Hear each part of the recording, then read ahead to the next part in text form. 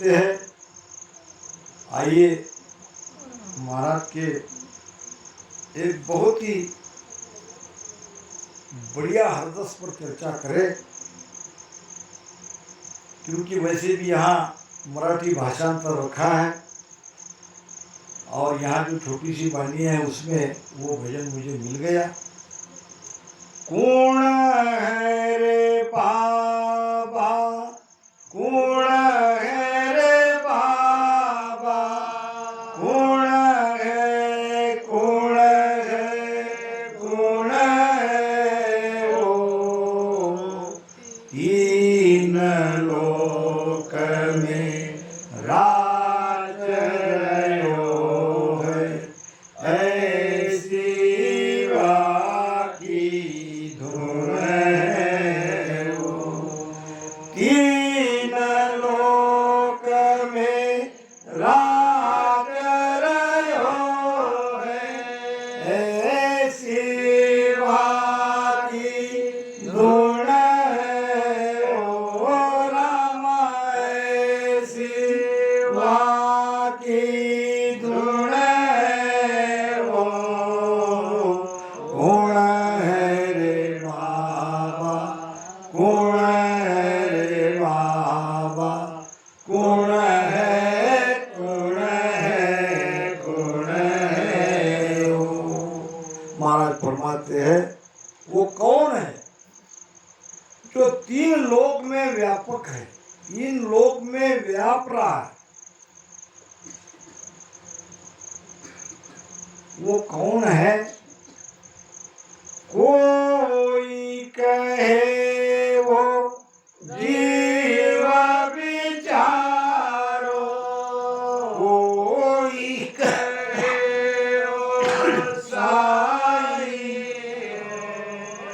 कोई कहे वो जीव विचारो, कोई कहे वो साई हो, कोई कहे वो ब्रह्म आप है, और रयो सब माई हो।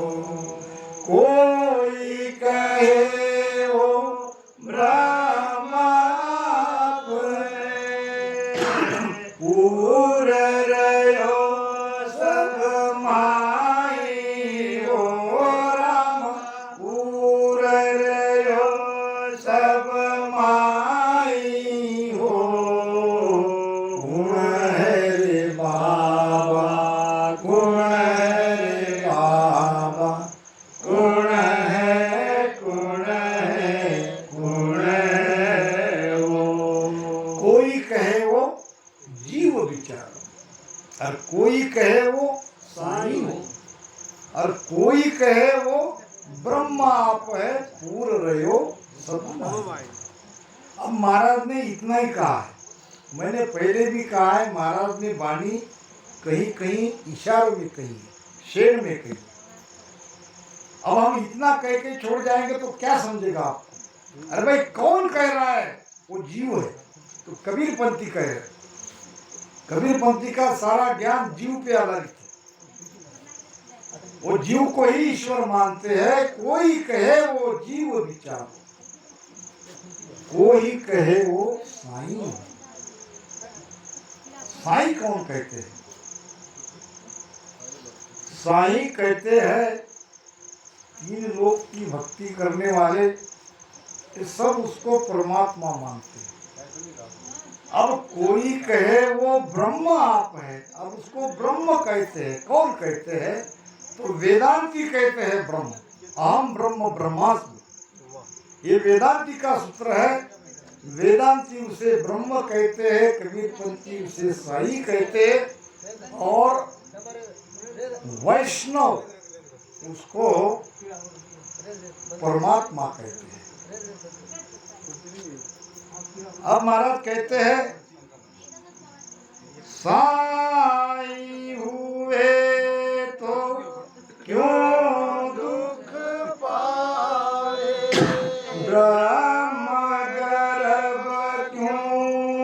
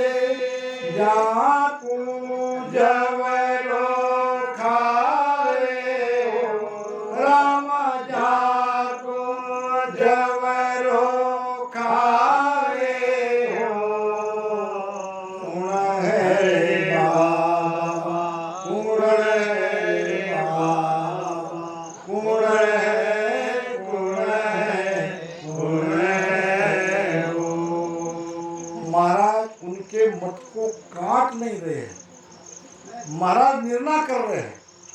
भाई मान लिया कि आप कहते हो कि वो सायब है, तो अगर वो सायब है, अगर वो परमात्मा है, तो वो तो दुखी दिख रहा है। जब घट में आता है तो दुखी तो दुख है, सुख भी है तो सुख के पीछे दुख भी है। अगर वो परमात्मा है, अगर वो सबके घट में है, तो सब सुखी सुखी होने चाहिए थे, मगर ऐसा नहीं होते दिख रहा है। तो उसको हम सायब भी नहीं कह सकते, क्योंकि वो दुख में है। फिर अगर उसको ब्रह्म कहते हो तो वो तो बार बार गर्भ में आ रहा है। पुनरपि जन्मम पुनरपि मरणम पुनरपि जननी जठरे शयनम। तो ब्रह्म को तो गर्भ में आना नहीं चाहिए, ब्रह्म तो गर्भ में आता नहीं। ब्रह्म यानी शून्य, ब्रह्म यानी कुछ भी नहीं। ये बीच में हमारे ज्ञाप है, कुछ है क्या? कोई नहीं। ये शून्य ही तो ब्रह्म है। तो शून्य बार बार गर्भ में कैसे आ रहा है? फिर उसको जीव अगर कहते हैं तो जीव को तो यमराज पकड़ के ले जाते हैं। महाराज कहते हैं ना, जवारो जोर जोरावर सिर पे जीव को बांध गुड़ावे। जवारो जोर जोरावर सिर पे जीव को बांध गुड़ावे। कर मुख आदि लेर चले जा, तब आड़ो गुण आवे। अब ये यमदूत जीव को पकड़ के ले जाते हैं, यानी हम कहते हैं कि यमराज जीव को खाता है। तो जिसको खा लिया उसका दोबारा जन्म कैसे?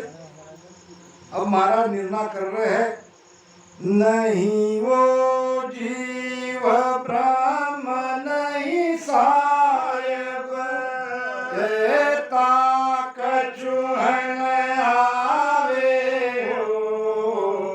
नहीं वो जीव ब्रह्म नहीं सायब, कहता कछुहन आवे हो। पाचू पास सदा उरया के भवतायो जुग जावे हो। पाचू पास सदा उरया के भवतायो जुग जावे हो। राम भवतायो जुग जावे हो। कौन है रे बाबा, कौन है रे बाबा, कौन है, कौन है, कौन है वो। अब महाराज निर्णय कर रहे हैं और प्रमाण से दे रहे हैं, ऐसे कहने के लिए नहीं कह रहे।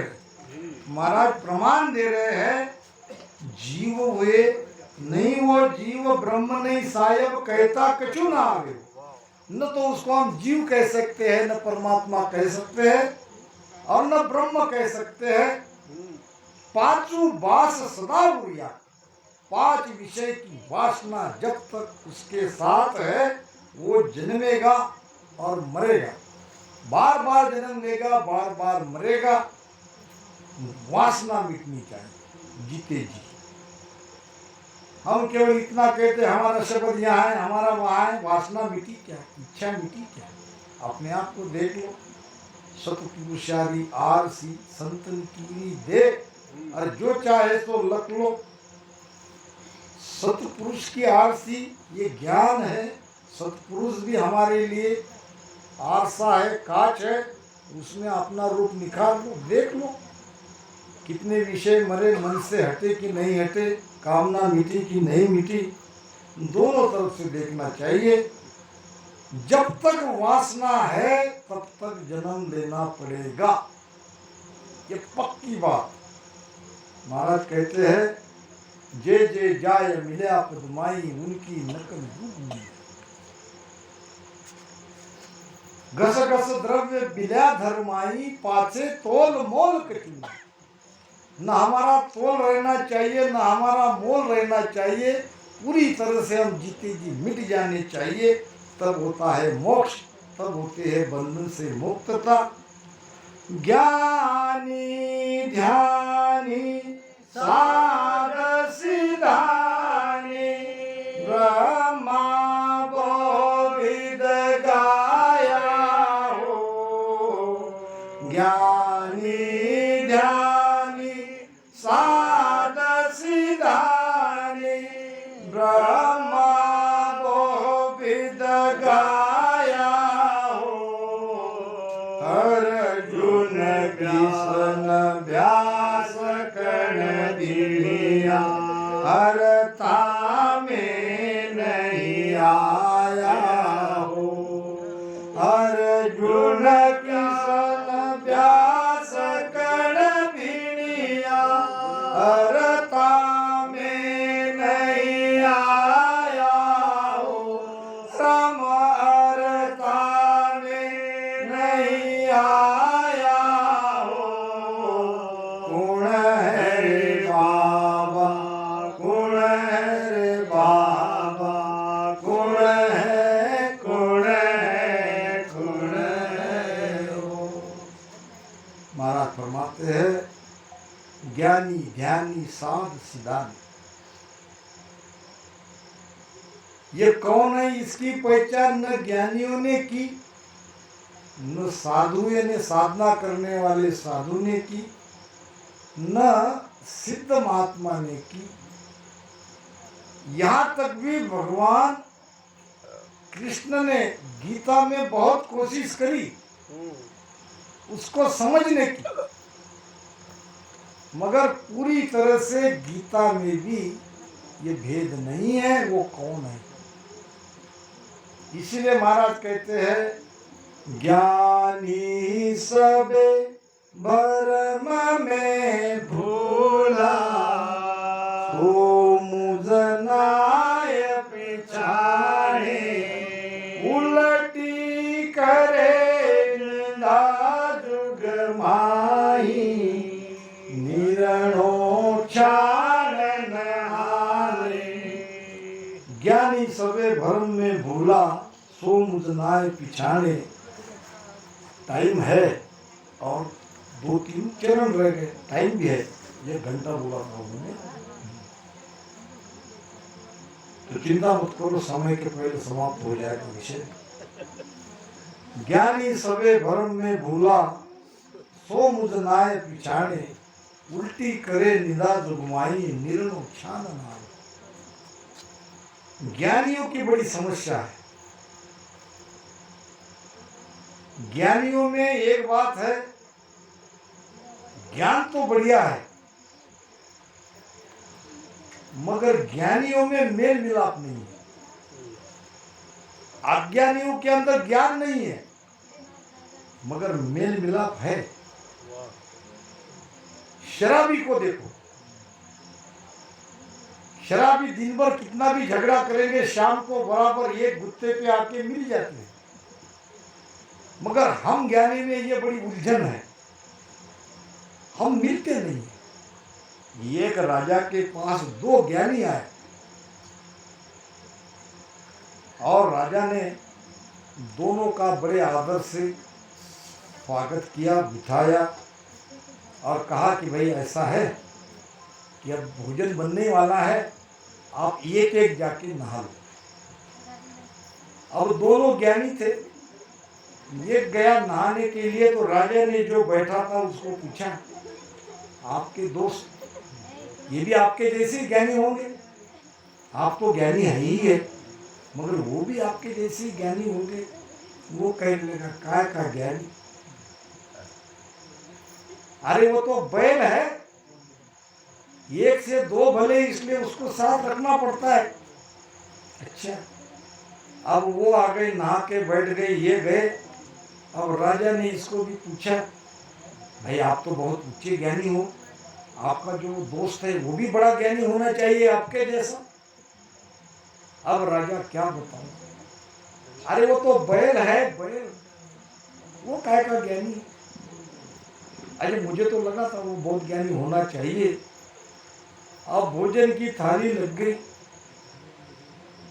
एक के थाली में घास और एक के थाली में भूसा। अब दोनों उठ के कहने लगे, राजा ये हमारा अपमान है, परिचय तो आपने ही दिया, पूछो आपने इनके बारे में क्या कहा और आपने इनके बारे में क्या कहा। अब जो कहा वो मैंने आपके थाली में सुलझा दिया। तो ज्ञानियों में ये बड़ी उलझन है, इसलिए महाराज कहते हैं कि ज्ञानी सबे भरम में भूला से मुझ नाय पिछाणे, उल्टी करे निंदा जुगमाई निर्णो छानन आणे।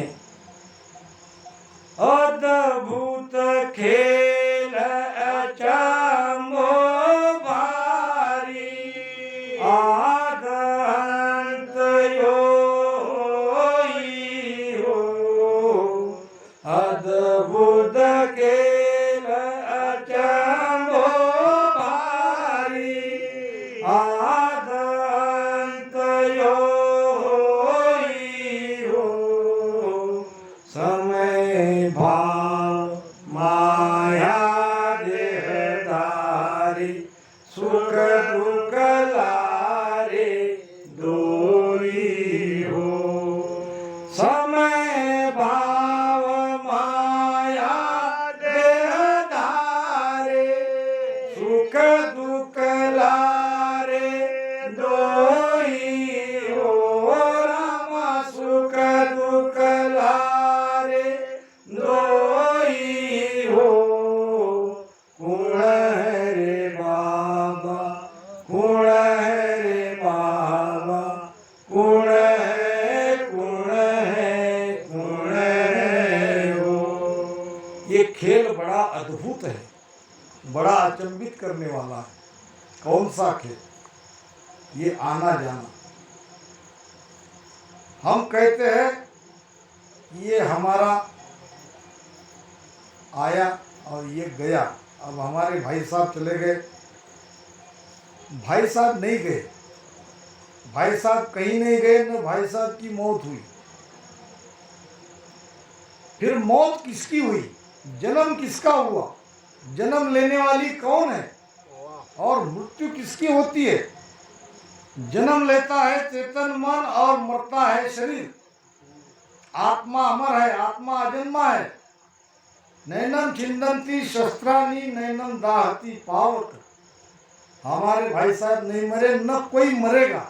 मरने वाला है शरीर, मन न मरे न माया मरे, मर मर गए शरीर। शरीर गया है, माया गई है। जिसके लिए हम रो रहे हैं वो हमारा था ही नहीं, और जो हमारा है वो सुखरूप है, अच्छी स्थिति में है और बड़े मजे में है।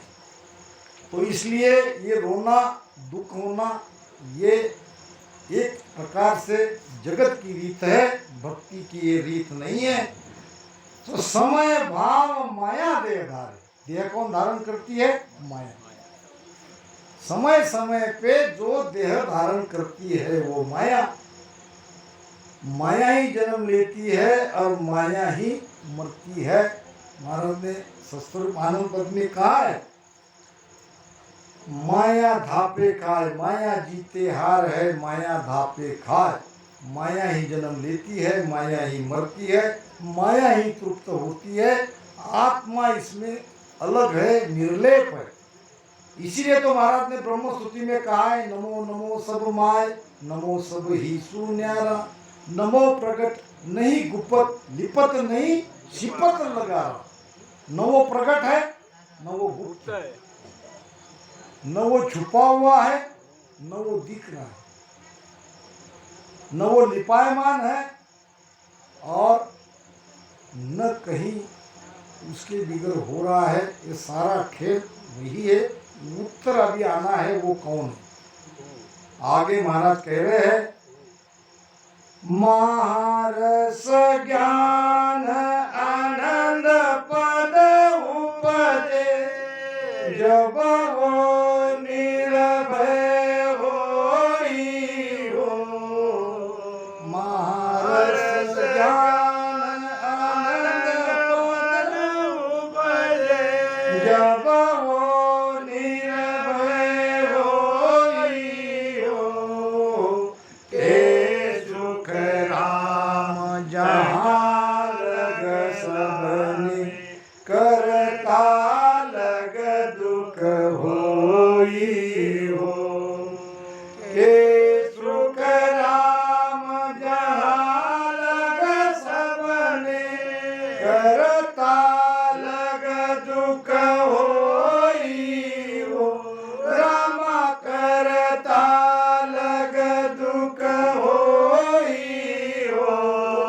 कौन है रे बाबा, कौन है रे बाबा, कौन है, कौन है, कौन है वो। कब निर्भय होगा और वो कौन है? वो जो कोई भी है वो निर्भय कब होगा? जब ये महारस ज्ञान आनंद पद उपजे। ये आनंद पद घट में प्रकटता है। इसका रस, इसका शब्द, इसका आनंद घट में प्रकटता है। जब ये शब्द प्रकटेगा, शब्द का आनंद प्रकटेगा, तभी ये निर्भय होगा। वरना ये बार बार जन्म लेगा, बार बार मरेगा, तभी वो निर्भय होगा। के सुखराम तहाँ लग सबने, यानी पार ब्रह्म तक संसार में भक्ति है। कोई बिरले पार ब्रह्म तक जाता है। ब्रह्म तक की भक्ति सगुण निर्गुण में तो सारा संसार है ही है। तो पार ब्रह्म तक भी हम गए तो भी वहां से वापस आने की रीत है। एक राजा था, उनकी 4 पत्नियां थी। चारों पत्नी को राजा ने एक एक वर दे रखा था। जैसे कई ने मांगा ना, और वरदान सी तो राम का घात हो गया। और रानी ने कहा जब चाहे हम वरदान आपसे मांग लेंगे, अभी कोई आवश्यकता नहीं है। राजा के कैद में एक कैदी था जिसको दूसरे दिन फांसी पे चढ़ाया जाना था।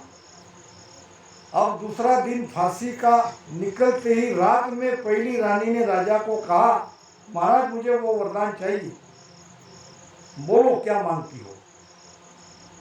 जो कल आप कैदी को फांसी देने वाले हो, एक दिन उसकी फांसी टाल दो। अच्छा, टाल दिया, अपने हाथ में है, वहाँ कोई कोर्ट कचहरी थोड़ी है, राजा कहेगा वो होगा।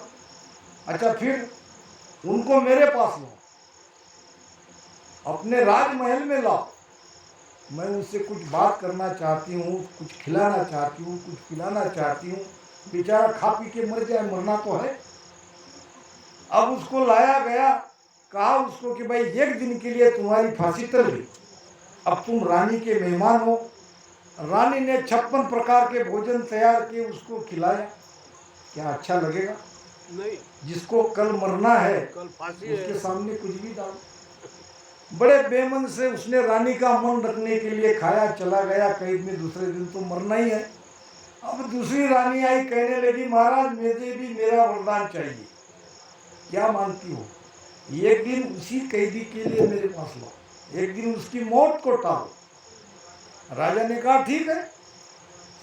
आया और उसको कहा कि दुनिया में जो भी चीज आपको चाहिए उनसे मांग लो। अच्छे पहनने के लिए क्या क्या तुम्हारी इच्छाएं है, जीवन में तुम क्या क्या करना चाहते हो, जो कर नहीं सके, पहन नहीं सके, मैं सारी सुख सुविधा तुमको दे रही। अब जो आदमी दूसरे दिन मरना है, उसके सामने कुछ भी रख दो, उसमें मन नहीं जाएगा, कल मौत है। अब कपड़े, काफी प्रकार के शाल, ये वो सब लाई थी। देखा, रानी का मन रखने के लिए योग जोड़ी रख लिया, चला गया। तीसरे दिन तीसरी रानी ने कहा मुझे भी वरदान चाहिए। राजा ने क्या उसी कैदी को तुम ही मांग रही हो? हाँ। अब एक दिन के लिए कैदी आया, अब उसके सामने हीरे जवाहरात, सोना चांदी सब रख दिया।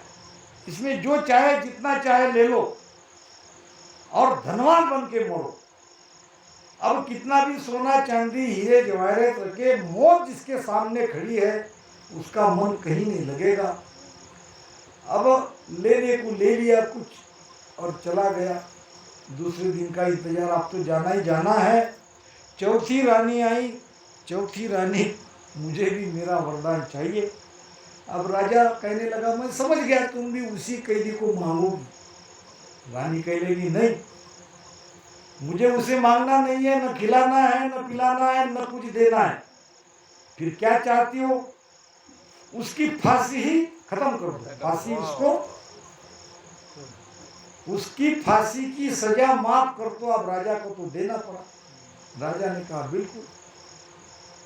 अब जब उस कैदी को ये वार्ता समझ में आ गई तो वो आनंद ही आनंद। अब जिसकी मौत, जो काल से बच गया, उसके जैसा सुखी कौन है।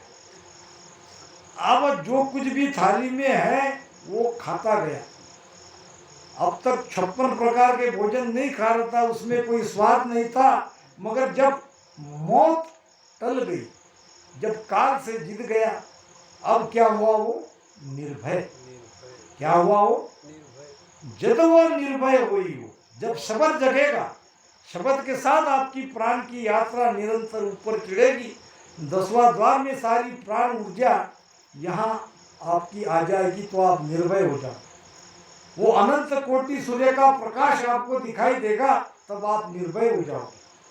क्योंकि अब काल का डर नहीं रहा, अब आपको कोई मार नहीं सकता। आप निर्भय हो गए तो महारस ज्ञान हमारे अंदर प्रगटना चाहिए। वो प्रगटता है सदगुरु के मेहर से, तब आनंद पद घट में बचता है। सदगुरु की महिमा किया रीजे सत्य स्वरूप, आनंद पद घट प्रगटे मिटे भरम तम धूप। इस प्रकार ये हमारी भक्ति काल को जीतने की भक्ति है, निर्भय होने की भक्ति है। फिर से एक बार हमारे परिवार वाले को मैं कहता हूँ कि हमारा भाई गया नहीं, वो है। हाँ, हो सकता है वो शरीर हमको दोबारा नहीं दिखेगा, उसके लिए कोई चिंतित मत हो, कोई दुखी मत हो। महाराज कहते हैं, धाम चल्या क्या रोइए रे, ये घर अपने जाय। धाम चल्या क्या रोइए रे, ये घर अपने जाय। हे सुख देव जिन भेजिया रे, त्याही लियो है बुलाय। ज्ञान सुने सुन चेत जो रे, सिमरो निधि न दया। इन्हीं शब्दों के साथ